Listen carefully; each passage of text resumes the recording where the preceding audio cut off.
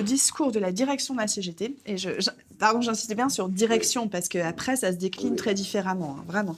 Mais nous, on met en avant des revendications matérielles et arrêtez, vous, les gauchistes, qui planez complètement. Et alors, surtout si vous êtes étudiant, parce qu'en fait, vous n'êtes rien moins que des fils à papa, voilà, et vous êtes déconnecté du monde social.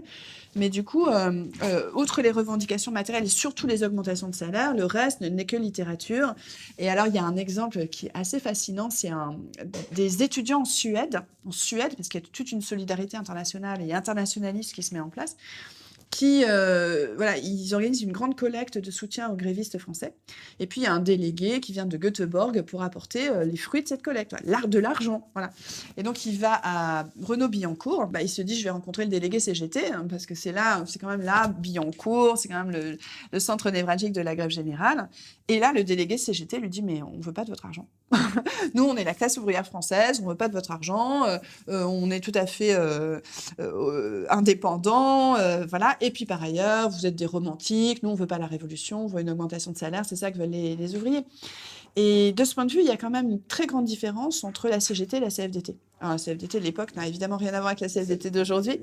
La CFDT de l'époque est vraiment très politique dans ses perspectives. C'est-à-dire qu'elle parle clairement d'autogestion, elle pose la question du pouvoir, en lien d'ailleurs avec le PSU, Parti Socialiste Unifié. Et Rocard, quoi qu'il soit devenu après, tient des discours quasiment révolutionnaires, quoi. C'est la révolution, il faut pouvoir aux ouvriers, pouvoir aux étudiants, pouvoir aux paysans, etc.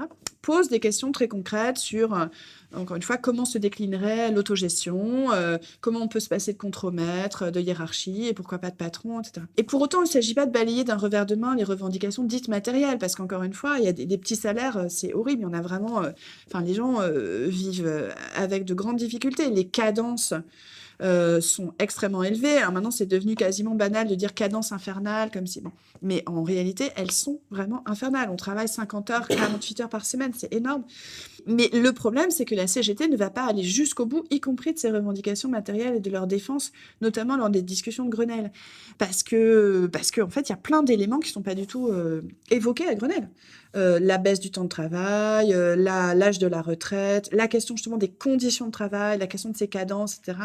Les questions de sécurité sociale, de santé, tout ce que l'événement par la grève a fait surgir dans les comités de grève, les assemblées, etc., tout ce que les gens se disent, mais comment on peut changer vraiment la vie, quoi, changer, améliorer et nous émanciper quand même de ce carcan, notamment de la dureté de cette vie ouvrière, mais pas seulement. Et ça, ceux qui vont négocier, Séguy et Frachon à Grenelle, ne l'abordent pas. Ils sont très satisfaits d'avoir une augmentation des salaires, et la reconnaissance de la section syndicale d'entreprise.